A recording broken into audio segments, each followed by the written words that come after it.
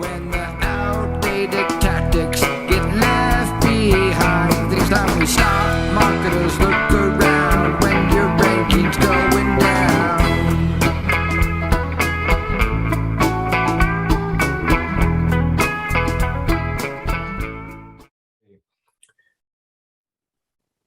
Ann Smarty, you think SEOs should read the Google Quality Rater guidelines? Oh, I think they should. I agree. I don't think they should kind of try to make an algorithm of that, but they do need to know what Google considers high quality and authority. Yes. I think these used to be secret, private, internal documents at Google. And man, I remember, I don't know, this is going back years, 2006 maybe. I remember Aaron Wall got a copy of one of these.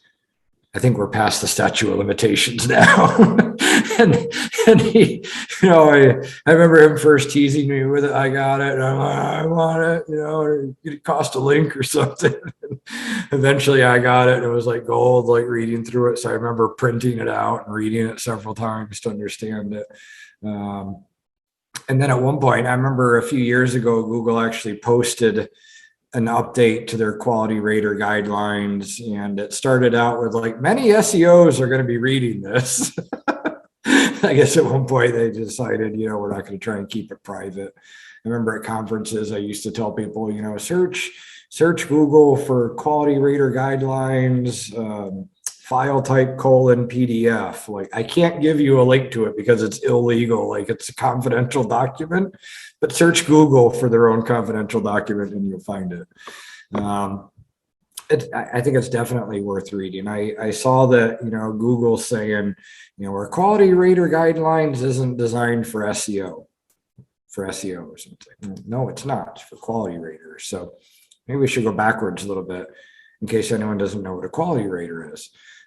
We used to have one at Ninjas for many years, actually, a former quality rater, I should say. But I think the last we've known, and I think it's been this way forever, there's something like 10,000 Google quality raters.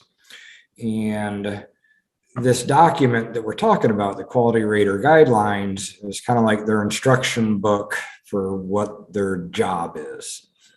And often their job, I'm condensing this way down, but often their job in a nutshell is analyzing search result pages, looking at the sites that appear on the first page, and determining how much of a expertise or authority that a site is for that search topic.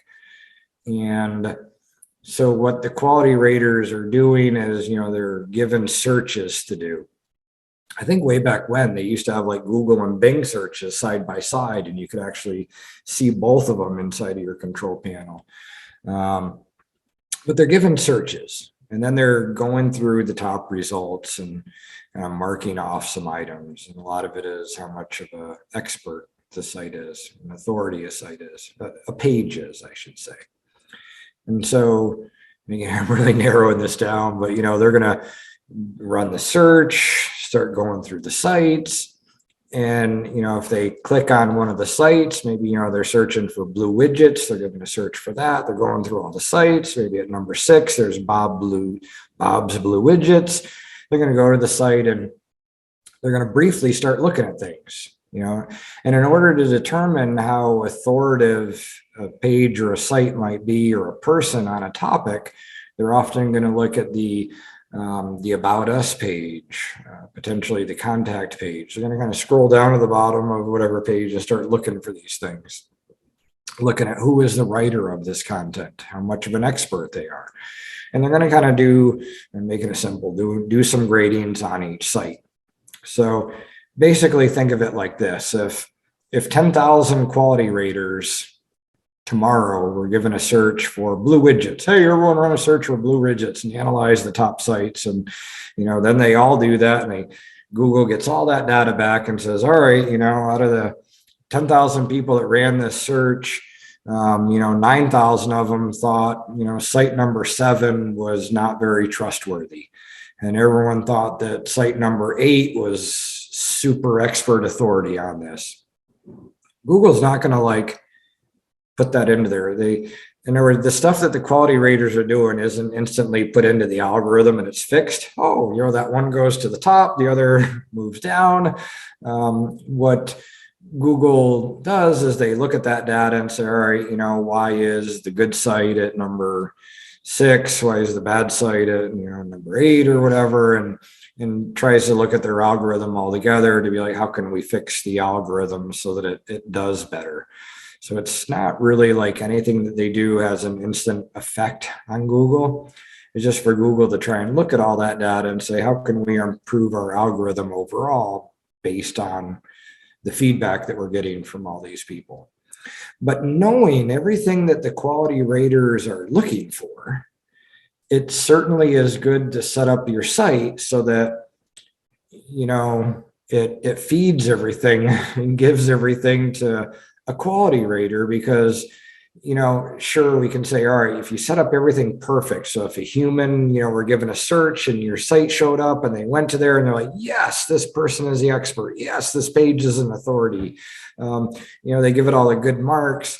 I guess I look at it as, maybe the next quality rater might be Googlebot. And I'm going to feed Googlebot everything those humans might be looking for, because I figure Googlebot and their algorithm is going to be looking for a lot of the same things they're having these humans look at. So I like reading the quality rater guidelines just to look at how can I make my sites or my clients look more authoritative, so that ideally, algorithmically, they'll start ranking higher. Exactly, and not many website owners realize that. They might have a website on blue widgets, but they may also be an author, Amazon or anything published author on blue widgets, and they do not connect those dots at all. And in many cases, when I look at that client and search for that name, I dig somewhere that information that they hid, they never revealed it because they thought it didn't matter. And I was like, you need to link to all of that from your website. Not just, my thinking is not giving those quality raters more information. My thinking is helping Google connect all the dots and understand that you have expertise on that topic. And of course, I got that after reading the guidelines. So it's not so much about pleasing the raters, but it is about making sure everyone, especially Googlebot, can crawl all those links, understand the expertise behind this content or behind this page, and understand that, okay, this deserves to be ranking. Agreed. Yeah, totally.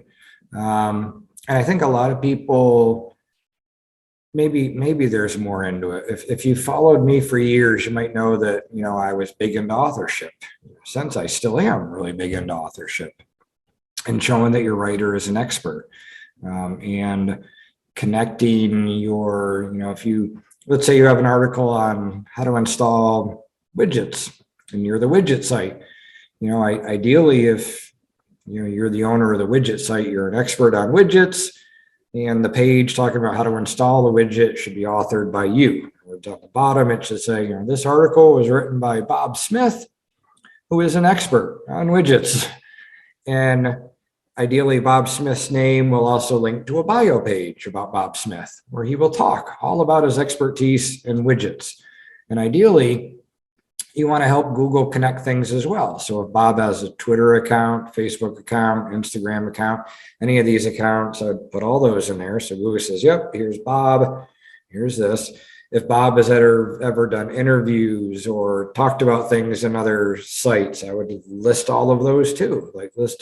List everything about Bob, his education, his experience, social places that he's been mentioned or talked about on other websites, profiles on other sites. Put everything in there so that Google can map it out.